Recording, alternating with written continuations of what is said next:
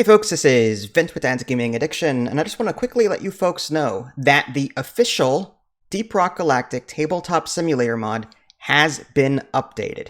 If you don't know what I'm talking about, there is a way to play the Deep Rock Galactic board game on Tabletop Simulator. It's been out for quite a while, but just now the game has been updated to include all of the expansion stuff that was currently featured on their Kickstarter page. They're currently funding all of these new features. And we get to play all of this cool new stuff ahead of time before the actual physical stuff is made. I'm going to take a quick look around and see what is what. I'm really curious. All right, that needs fixed, but not a big deal. Holding in, apparently all these are upside down, but that's okay. I can live with the fact that these are upside down. Anyway. So let's just go in a row and take a look. So these must be the new cards that the Kickstarter page was talking about. Rather than have the gigantic boards that list all of the different creatures on them, they were going to update the game with cards. Easier to go through for sure. I don't see an order list, meaning like which creature moves first, what creature moves next. That might be in one of the rulebooks, I don't know, but this is a cool first look at the cards. I'm really happy about this. There's the Oppressor there. I like that. The Warden, and then the Goo Bomber and the Menace from the Goo From Above expansion. Those are listed there. And then moving over, we have those Neodicite, I don't know if I'm pronouncing that right, hatchlings. So there's that. There's the Breeder. The Breeder basically spawns the hatchlings. And then over here you've got the Kronar Shellback, and the Rammer, and the Stingtail. Oh, this is going to be fun. I can't wait to try all of this. There's the Dreadnought. See, damage cards. All right, let's take a look at these damage cards. I'm really curious. I'm just going to sort of spread them out, and we'll take a quick look at them. I don't know how many there are. Normally there's like a little number. Okay, it looks like there's 8 of them. Okay, so I'm going to go through them one at a time. The different damage cards for the Dreadnought: Claw Slash. The Dreadnought attacks the nearest dwarf within a range of 2 spaces and to which it has a line of sight. Roll 2 dice and apply damage. There's also Gas Dissipation. Each dwarf behind the Dreadnought at any range and within line of sight rolls 2 damage dice against himself. Okay. Ignore any chomp results. Okay. Concealed Critters. Roll 2 enemy dice and do not deal any damage. Instead, place a grunt as close as possible to the Dreadnought for each chomp bite result rolled. Place 2 grunts as close as possible to the Dreadnought for each exclamation point result. That's pretty awesome. All right. Ramming Beast. The Dreadnought moves toward the nearest dwarf. It ends adjacent to a dwarf. Knock that dwarf 1 space away from the Dreadnought if possible. Oh, this is all cool, guys. I can't wait to try these out. So it looks like this Ramming Beast is listed twice. It looks like the same card. Trembling, there's a couple. So it looks like Ramming Beast has 3 cards, whereas everything else appears to be unique. This Trembling Stomp is unique. Roll 2 enemy dice against each dwarf within a range of 3 and apply all damage. Okay. Also, this thing will heal. If no target is available, the Dreadnought heals 2 damage instead. Also, this Ignited Projectile. That was a nasty one from the video game. The Dreadnought searches for the nearest dwarf for within range of 5 spaces. It has a line of sight. If it finds a target, it turns that dwarf and attacks. Okay. Definitely check those out in more detail on your own, folks, because those look awesome. And then we've got some Armor and Hearthstone stuff here. Look at this. I want to take a look at these cards now. Oh, I can't wait. I'm stoked. Okay. Okay, so it looks like there's 7 cards total. These look like they repeat. So all sorts of bad. Activate all creatures. Then place a Slasher, a Macteria Spawn, and a Web Spitter on any available spaces on the Armor and Cave tile. Surrounded, advance the Swarm Threat marker by 1 space. Trigger a Swarm even if the Swarm Threat marker advanced to a blank space. Incoming grunts, place 4 grunts on any available spaces of the Armor on Cave, then activate all creatures. We've got Rockfall, a large rock hurtles toward the drill dozer, the active dwarf may fire a reaction shot, provided he's within range of the drill dozer. The rock has 2 hit points. Okay. There's more information there. I know I'm kind of breezing through these, but feel free to pause the video if you want to see any of these in greater detail. Activate all creatures and then place an armor and beamer on an exclamation point space. Or on exclamation point token as close as possible if occupied. A beamer can only be destroyed in close combat. It has 2 hit points.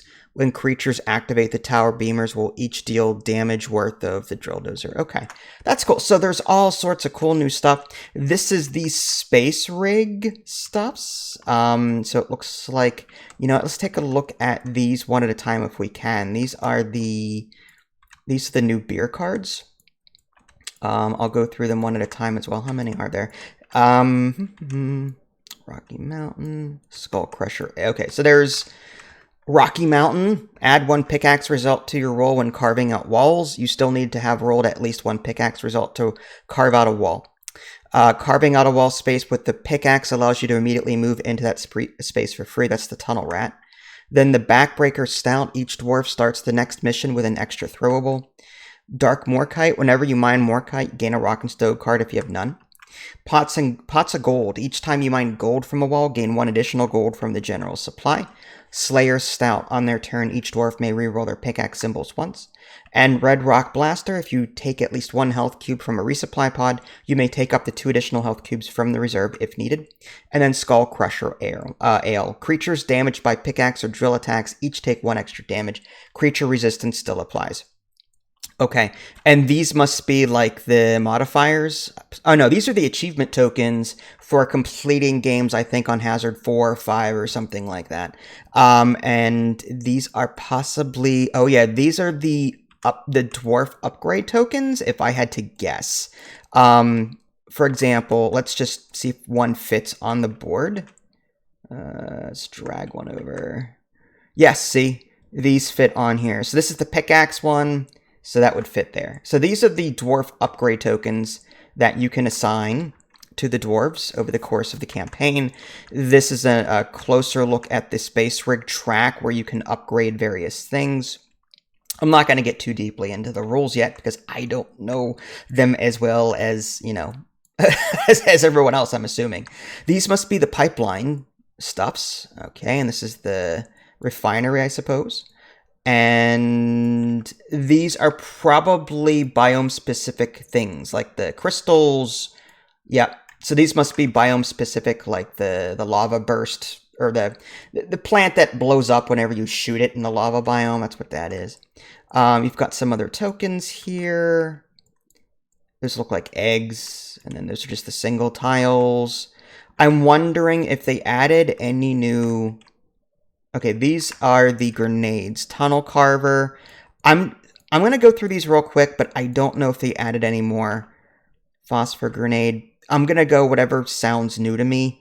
Incendiary Grenade, I think, sounds old. Electrocution Grenade, Cryo, Corrosive Cluster. Okay, what about these? It's possible that none of the... Is that new? Unless it's just new art, I can't tell. Okay, I don't think they're in here. The stretch goals that were in the Kickstarter campaign, there's supposedly like a bunch of new cards coming.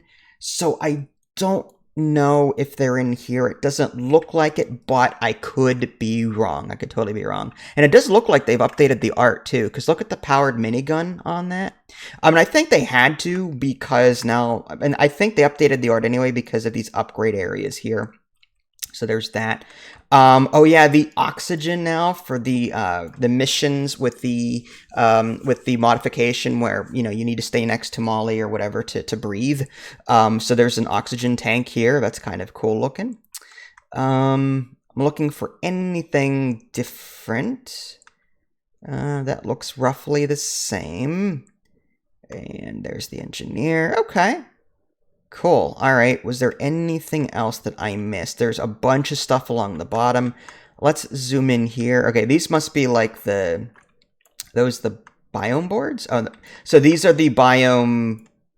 Okay, so those are the different biome things there. Okay, cool.